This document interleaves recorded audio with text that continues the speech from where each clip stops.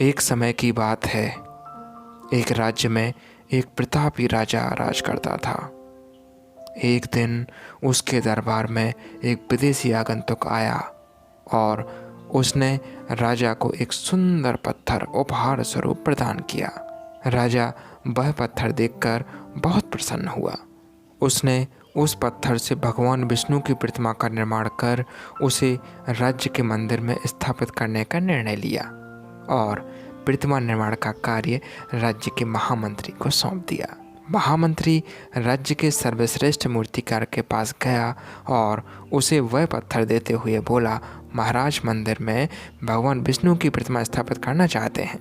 7 दिन के भीतर इस पत्थर से भगवान विष्णु की प्रतिमा तैयार कर राजमहल पहुंचा देना। इसके लिए तुम्हें 50 स्वर्ण मुद्राएं दी जाएंगी। 50 स्वर्ण मुद्राओं की बात सुनकर मूर्तिकार खुश हो गया और महामंत्री के जाने के उपरांत प्रतिमा का निर्माण कार्य प्रारंभ करने के उद्देश्य से अपने औजार निकाल लिए।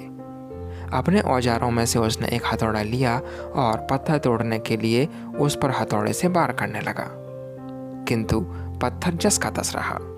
मूर्तिकार ने हथौड़े के कई बार पत्थर पर किए, किंतु पत्थर नहीं टूटा।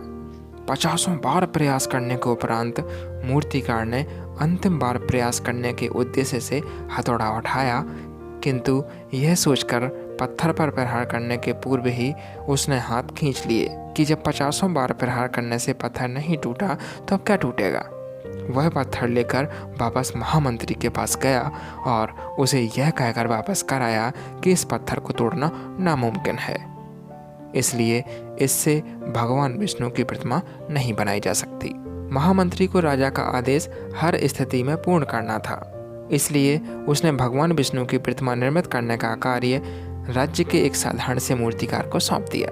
पत्थर लेकर मूर्तिकार ने महामंत्री के सामने ही उस पर हथौड़े से प्रहार किया और वह पत्थर एक बार में ही टूट गया। पत्थर टूटने के बाद मूर्तिकार प्रतिमा बनाने में जुट गया। इधर महामंत्री सोचने लगा कि काश पहले मूर्तिकार ने एक अंतिम प्रयास और किया होता तो सफल हो गया होता और 50 स्वर्ण मुद्राओं का हकदार होता।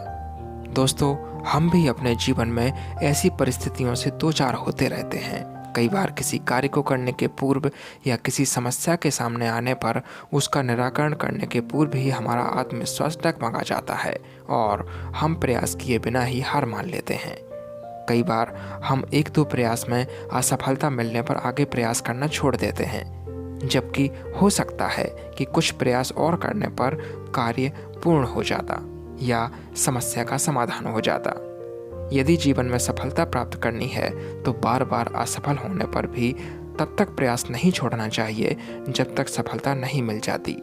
क्या पता जिस प्रयास को करने के पूर्व हम हाथ खींच लें वही हमारा अंतिम प्रयास हो और उसमें हमें कामयाबी प्राप्त हो जाए। दोस्तों, यदि आपको ये कहानी अच्छी लगी हो तो हमारे इस वीडियो को लाइक कीजिए, शेयर कीजिए और हमारे चैनल विशिष्ट ज्ञान को सब्सक्राइब करना मत भूलिए।